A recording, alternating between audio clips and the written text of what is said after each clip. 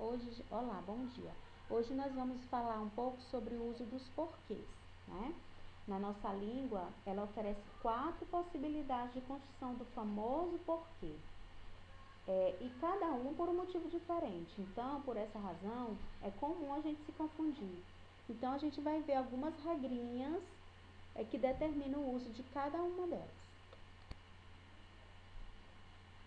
Temos aí os 4 porquês, né? O porquê, usa-se porquê separado e sem acento, né? Ela é a junção de uma preposição por, da preposição por, e o pronome interrogativo que. Nesse caso, ele será utilizado em frases interrogativas diretas ou indiretas, tá? Tem um exemplo aí de uma direta. Por que você não foi à escola ontem? Né? Estou fazendo uma pergunta direta. Ou tenha também a interrogativa indireta. Eu quero saber por que você foi embora sem me avisar, né? Então, ele está fazendo uma pergunta indiretamente. O porquê também pode ser a junção da preposição por mais o pronome relativo que. Nesse caso, ele poderá ser substituído pelas expressões pelo qual, pela qual, pelos quais ou pelas quais, tá? Vamos ver o exemplo aí. Os caminhos por que passamos estavam alagados. Eu posso também dizer os caminhos pelos quais passamos estavam alagados, não é isso? Eu uso o porquê separado e com acento. Quando? Quando a expressão aparecer em final de frase ou estando sozinha, né? Depois de um ponto, geralmente. Lembrando que essa forma conservará o sentido de por qual motivo ou por qual razão. Vamos ver os exemplos. Viajar de ônibus. Por quê? Se as passagens aéreas são mais baratas.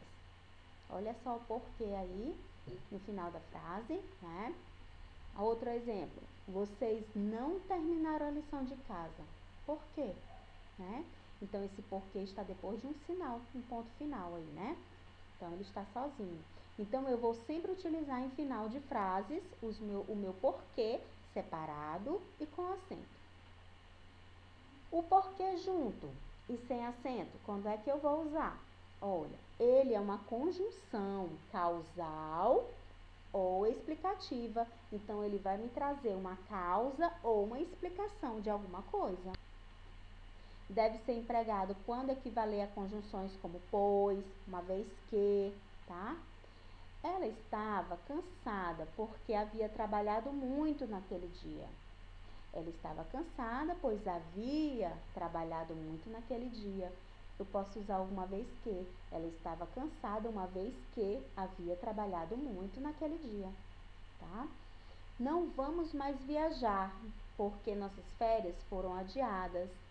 Não vamos mais viajar, pois nossas férias foram adiadas. Não vamos mais viajar, uma vez que nossas férias foram adiadas. Então, observem que eu vou usar o porquê para trazer uma explicação ou uma causa de alguma coisa. E vou usar o meu porquê junto e com acento, não é? Quando a expressão for substantivada. E no caso, ele vai ter o valor de motivo ou razão, tá bom? Então, quando eu falo em substantivo, é porque esse porquê, junto e com acento, virá acompanhado de um determinante, tá? E esse determinante pode ser um artigo, pode ser um adjetivo, pode ser um pronome ou numeral, tá bom? Então, observe nos exemplos. Os irmãos não entenderam o porquê do castigo. Olha só o determinante aí, o ozinho, acompanhando o porquê. Nesse caso é o artigo o, que está determinando esse porquê, está substantivando esse porquê, tá? Os irmãos não entenderam o motivo do castigo, a razão do castigo, né? Desconhecemos o porquê da desistência do candidato. Novamente, o artigo O acompanhando o porquê.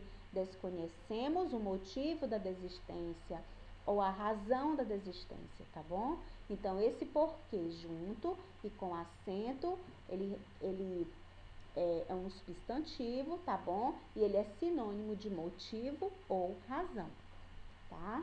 Estamos finalizando aqui essa aula, bons estudos. Qualquer coisa pode me perguntar no privado, tá ok? Estarei à disposição.